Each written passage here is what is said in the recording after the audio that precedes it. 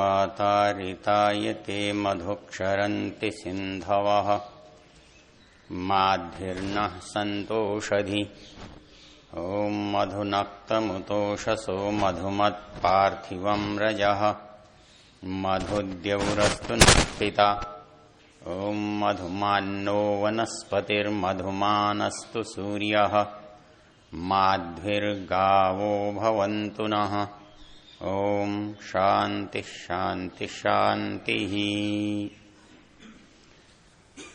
आदरणीय स्वामी जी महाराज, वानप्रस्थी महानुभाव, आदर सम्मान की योग्य माताओं, बहनों, बंधुओं, प्रिय ब्रह्मचारियों,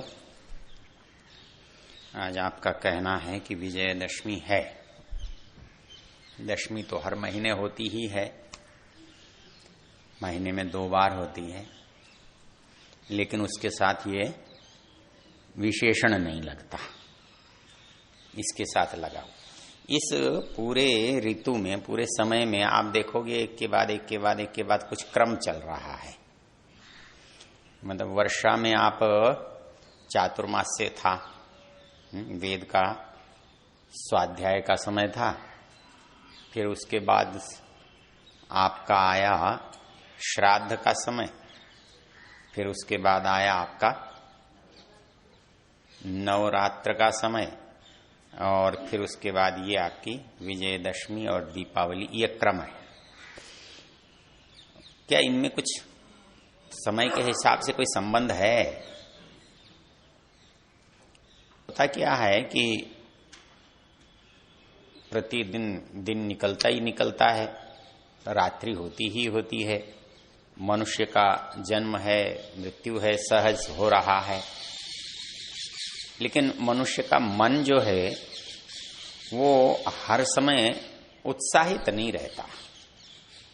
उत्साहित रहने का मतलब होता है कि कभी मन में तरंगें ऊंची उठती हैं तो कभी गिरेंगी भी। यदि उसके अंदर कहीं आशा है, उत्साह है, प्रसन्नता है, वो सामान्य से कोई भिन्न चीज है, तो वो सामान्य से नीचे अभी कभी न कभी जाएगा, जब ऊपर गया है तो वो मनुष्य के साथ जुड़ा हुआ है। तो हमारे जो ऋषियों ने इन परिस्थितियों को प्रकृति के साथ जोड़ के रखा है। सबसे अच्छा और सबसे आसान प्रकार क्या है? आप गाड़ी में बैठ जाते हो तो जिस दिशा में गाड़ी जा रही है उसमें अनायास चले जाते हो, प्रयत्न ही नहीं करना पड़ता।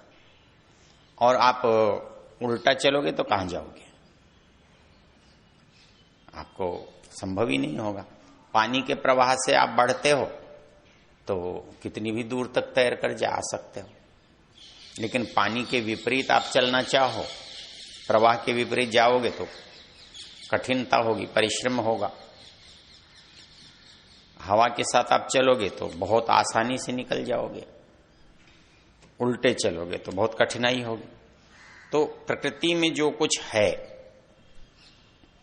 उसके साथ साथ यदि हम चलें तो हमारा चलना बड़ा सहज, स्वाभाविक, सुखद हो सकता है। इसके लिए देखो, जहां जहां अच्छा है प्रकृति से संबंध, उसके लिए शब्दों का प्रयोग देखिए। शायद चरक की पंक्ति है, शिवो वायु ववौ सर्वा भाभिरुन्मीलिता दिश निपेथु सजलाश्चैव दिव्या कुसुम वृष्टयः।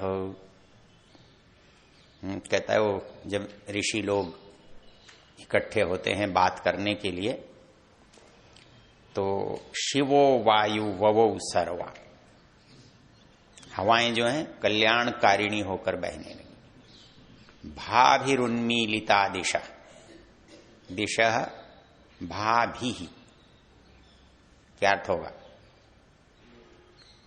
चमक, भा बहुवचन है, भाभी, भाभिरुन्मीलिता दिशा, सारी दिशाएं आलोकित होती, चमत्कृत होती। निपेतु सजलाश्चैव दिव्या कुसुम वृष्टया, फूलों की वर्षा हुई पर सूखे फूल नहीं थे। सजला, उसमें क्योंकि जब पानी तेज पड़ता है वो तो अच्छा नहीं लगता, लेकिन जब फुहार पड़ती है तो वो कहता है शिवो वायु ववौ सर्वा भाभिरुन्मीलिता दिशा निपेतु सजलाश्चैव दिव्या कुसुम वृष्टया। तो पृथ्वी की प्रकृति की जो अनुकूलता है वो हमारे लिए भी अच्छी होती है। कालिदास ने भी एक इस तरह की पंक्ति लिखी है। राजा दिलीप जब जा रहा है तो ऐसा भी तो हो सकता था जाते समय हवा पीछे से जाए, तो वैसे तो आपको सुविधा देगी, आपके वाहन को आपको गति देगी, लेकिन उसका एक नुकसान क्या होगा? पीछे से यदि हवा आप पर आएगी तो उसका नुकसान क्या होगा? अरे धूल आएगी आप पर, और सामने से हवा आएगी तो आपकी धूल पीछे जाएगी। तो वो वहां कहता है कि रथ के सामने से हवा आ रही थी, जिससे कि सारी जो धूल है वो पीछे की ओर जाती है। तो ये मनुष्य के साथ ऐसा है भी इसलिए क्योंकि मनुष्य का जो मन, बुद्धि, अहंकार जो कुछ है, और शरीर, क्योंकि मनुष्य दो चीजों का रूप है, आत्मा का और शरीर का। शरीर में भी दो हैं, अंतः और बाह्य। तो बाह्य है वो भी भौतिक है और अंतर है वो भी भौतिक है, और वो दोनों भौतिक हैं, इसलिए दोनों ही भौतिकता से प्रभावित होते हैं, और इसीलिए इनमें एक संबंध बनता है। क्या? मन से शरीर प्रभावित होता है और शरीर से मन प्रभावित होता है।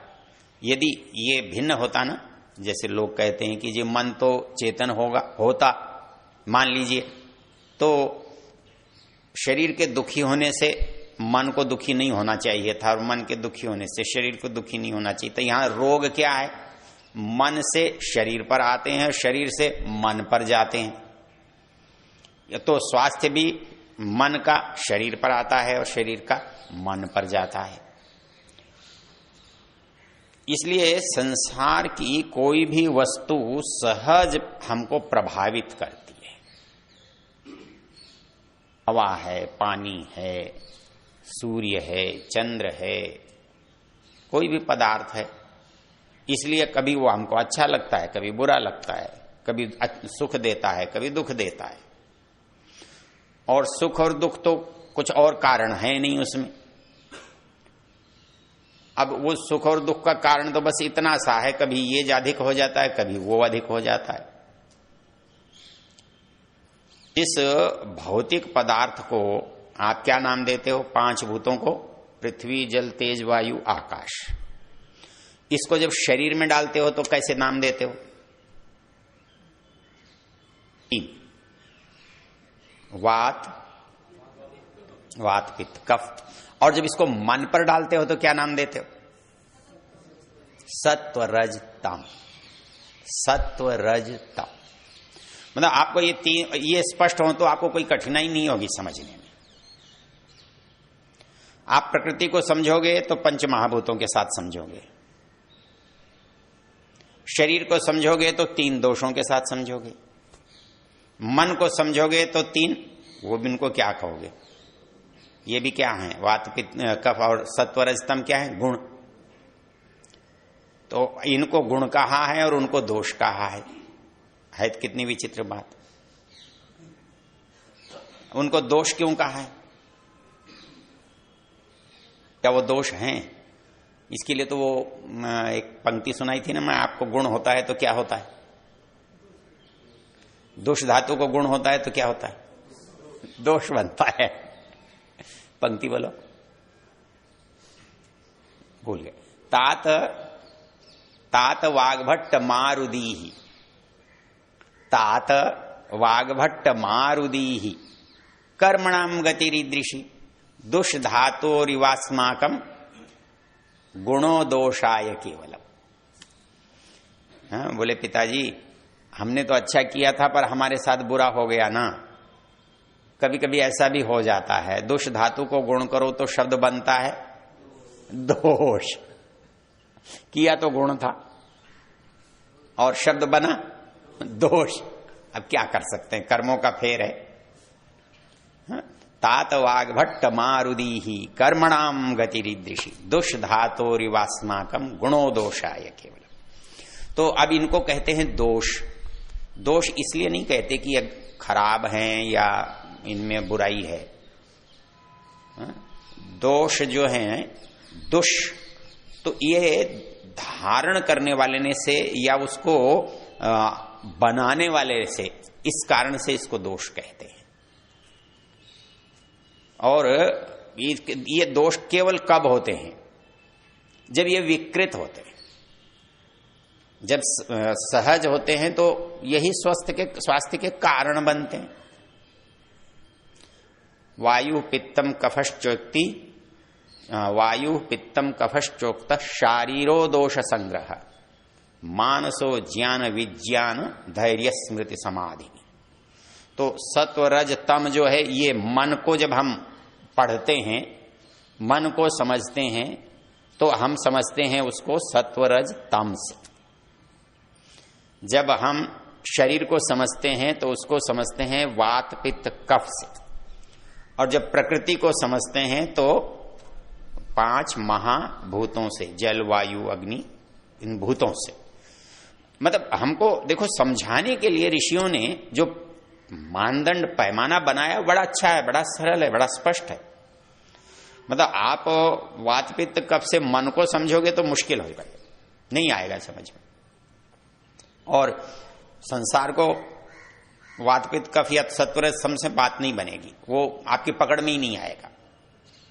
तो इसलिए जो चीज प्रकृति में 5 भूत हैं, वही शरीर में 3 दोष हैं और वही मन में 3 गुण हैं। और जबकि वस्तु तो एक ही है। भाई सत्व रजतम कौन है? प्रकृति का प्रारंभ। और पंचमहाभूत क्या है? अंत।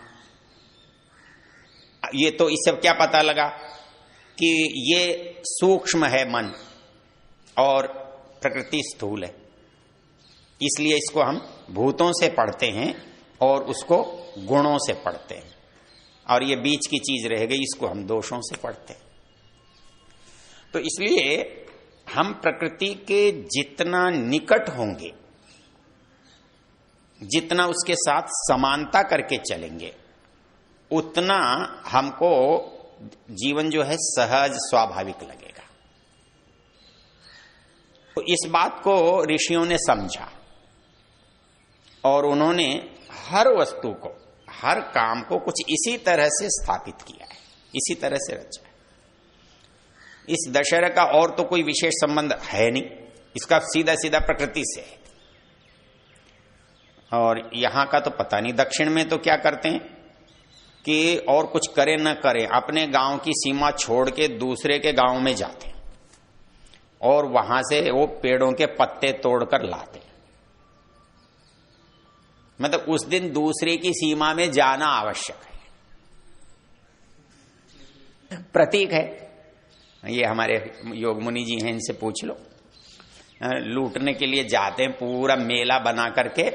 और मतलब जब तक आप दूसरे की सीमा में नहीं जाएंगे तब तक वो आपकी यात्रा पूरी नहीं होती।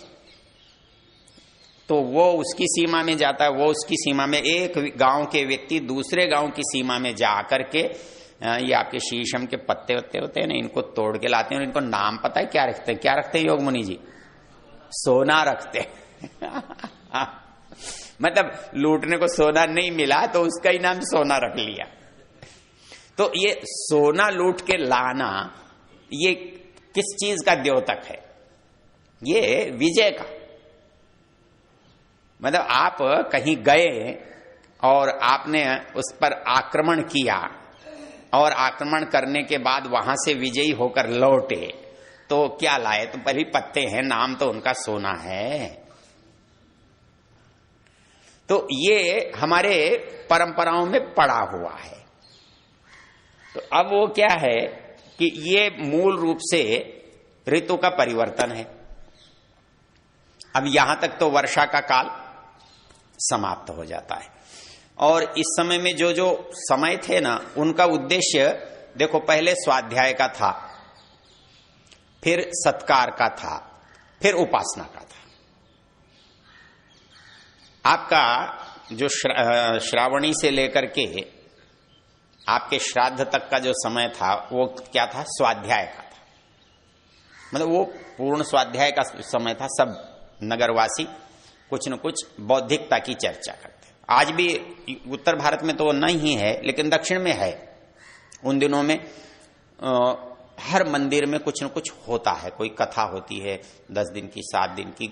और कथा इसी तरह की नहीं कि अब ये केवल पूजा पाठ की या गणपति जी की या भागवत की करते हैं, बल्कि वो इतिहास की, संस्कृति की, दूसरे साहित्य की वो कथाएं करते हैं, और लंबे लंबे बड़े अच्छे व्याख्यान उनके होते हैं सार्वजनिक रूप से।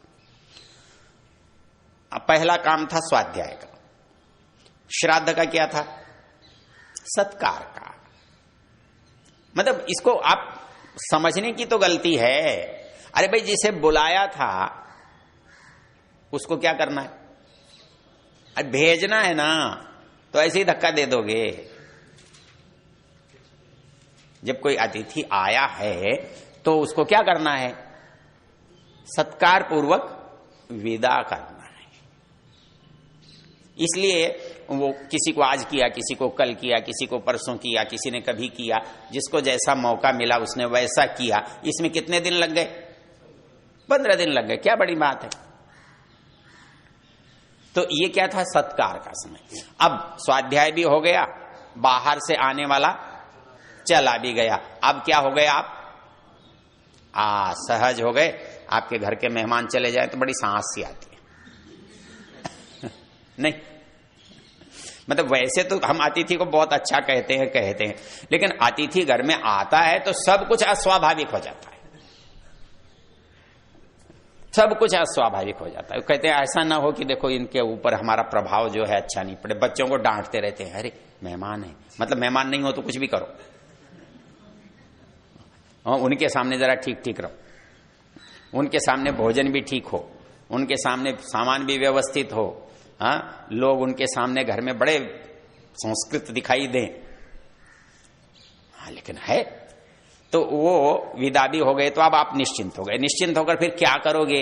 अरे भाई, जो पढ़ा है, सुना है, उसको कुछ उपासना में लाओगे। तो बीच का समय किस में गया? नवरात्र का समय किस में गया? उपासना में गया।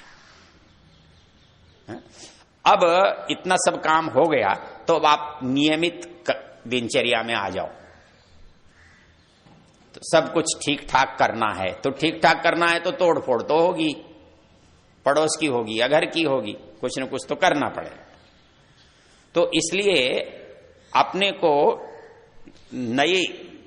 नए साल का जो काम है उसके लिए तैयार करना है, उसको व्यवस्थित बनाना है, अपने अंदर एक उत्साह लेकर चलना है। इसलिए हमारे यहां दिनों को क्या कहते हैं? होली है, दिवाली है, दशहरा, क्या कहते हैं इसको? पर्व कहते हैं। पर्व क्यों कहते हैं? अमरकोश देखो, पर्व स्याद उत्सवे ग्रंथौ प्रस्तावे विश्वादिषु। पर्व स्यात् उत्सवे ग्रंथौ प्रस्तावे विश्वादिषु। तो ये कहता है कि पर्व जो है उत्सव के अर्थ में आता है। उत्सव तो कहता है, उत्स जो होते हैं स्रोत को कहते हैं, जहां से उत्साह का निर्गमन हो रहा है।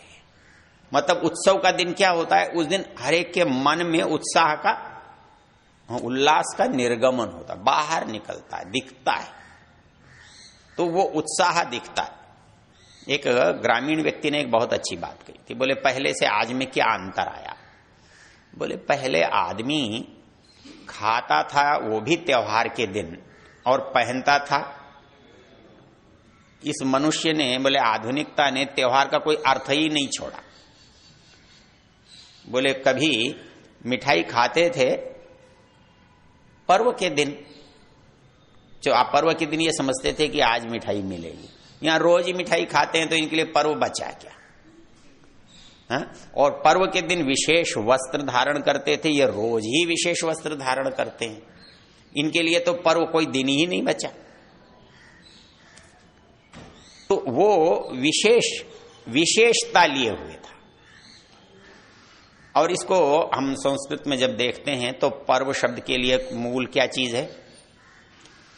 पूर्णार्थक, पूर्ति करने वाला है।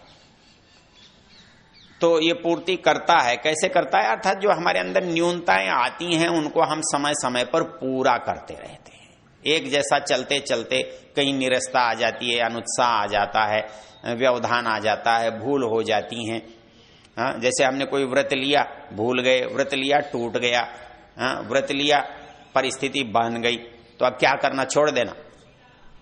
एक बार एक सज्जन कहने लगे, बोले जी मैंने जनेऊ लिया था, फिर वो टूट गया, तो मैं भी क्या करता?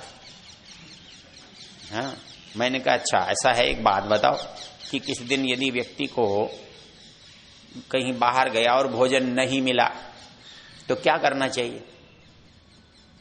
आगे से भोजन छोड़ देना चाहिए। छोड़ता तो कोई नहीं, कोई भी। मैंने कहा कि एक बार क्या हुआ, एक अग्निहोत्री परिवार की माताजी थी, शांति माताजी, अब तो उनका स्वर्गवास हो गया। बड़ी अच्छे कर्मठ थी, सहयोग करती थी आर्य समाज का। वो उन्होंने कोई गुरुकुल चलाने की सोची, दिल्ली में उन्होंने कोई गुरुकुल खोला और कोई 2 भले लोग इकट्ठे किए, नाम नहीं लूंगा, आप जानते हो उनको। तो उनको वो बेचारे आपस में लड़ पड़े, उनका गुरुकुल चला नहीं। तो माताजी के पास गए थे किसी के साथ दान के लिए।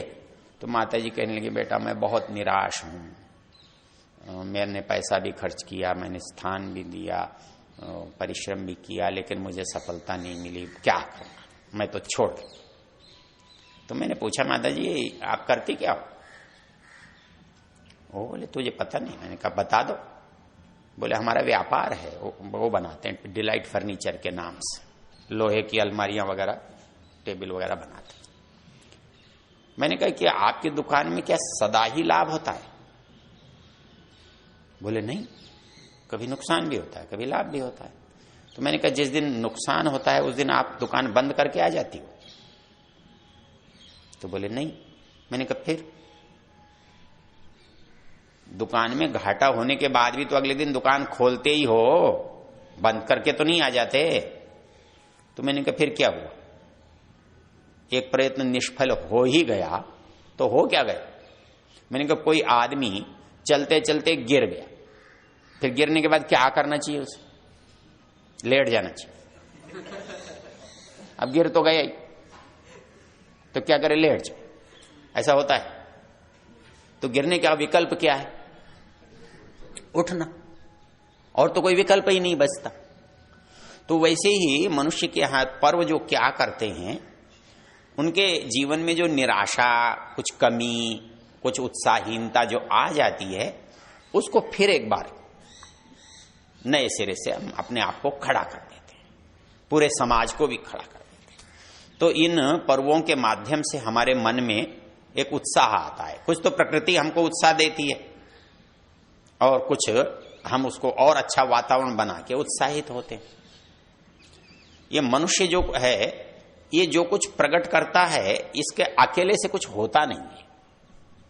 कहीं ये अकेला होता और इसको कोई बहुत बड़ी लॉटरी खुल जाती तो ये क्या करता? कुछ नहीं करता, ये मर जाता। क्यों? कहने को आदमी नहीं होता, किसको कहे? मतलब कोई प्रसन्नता यदि हो जाए हमारे पास और उसको सुनाने बताने के लिए कोई हो ही नहीं, फिर क्या करेगा आदमी? कुछ करेगा? उसको प्रसन्नता हो जाएगी क्या? नहीं होगी।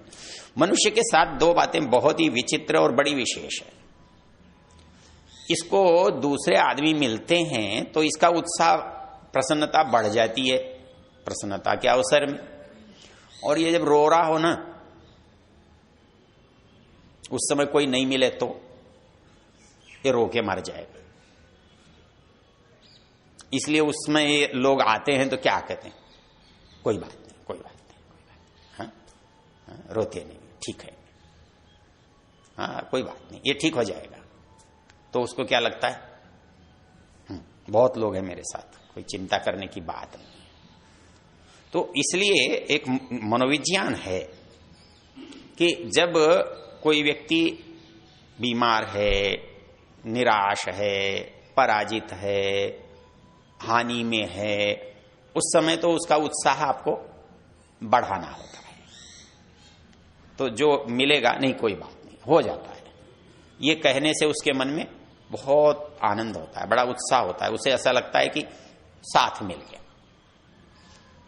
और कोई अच्छा काम हुआ तो उसको कहते हैं वाह भाई वाह, तुम तो बहुत अच्छे हो, बहुत अच्छे हो, तो उसका उत्साह कई गुना बढ़ जाता, प्रसन्नता बढ़ जाती। तो इसलिए पर्व के दिन हमारे उत्साह में एक सामूहिकता आती है, मतलब पूरा समाज उसको मिलकर मनाता है। तो उसके कारण से हमारा जो पुराना जो हताशा का समय था, निराशा का समय था, अनुत्साह का समय था, वो आगे बढ़ जाता है। बाकी इतिहास के साथ इसकी जोड़ी हुई घटनाएं घटित हैं, वो अनुकूल है तिथि की नहीं है, इसमें तो मतभेद बहुत रहते हैं कि इस दिन लंका जीती कि उस दिन क्या जीता, वो तो अलग चीज है। लेकिन प्रकृति, ये दशहरा का जो त्योहार है ये बिल्कुल प्राकृतिक है। हमारे यहां प्रकृति से जुड़े हुए कितने कितने त्योहार हैं, होली है, दिवाली है, दशहरा है, और क्या है, श्रावणी है, और संक्रांति है, आजकल तो उल्टी हो गई है। तो ऐसा है कि ये जो त्योहार हैं इनका संबंध प्रकृति से है।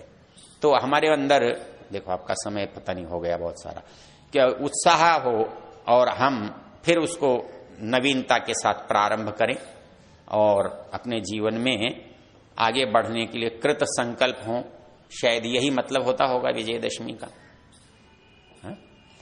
तो मैं समझता हूं कि इस अवसर का हमको सदुपयोग करना चाहिए और नए संकल्प के साथ, नए उत्साह के साथ आगे के कार्य को करते रहना चाहिए। परमेश्वर इसमें हमें सफलता प्रदान करेगा। बहुत बहुत धन्यवाद।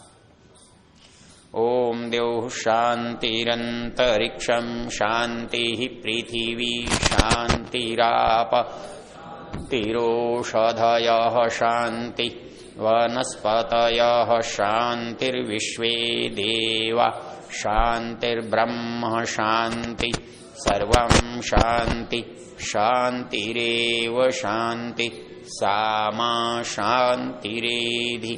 ओम शांति शांति शांति।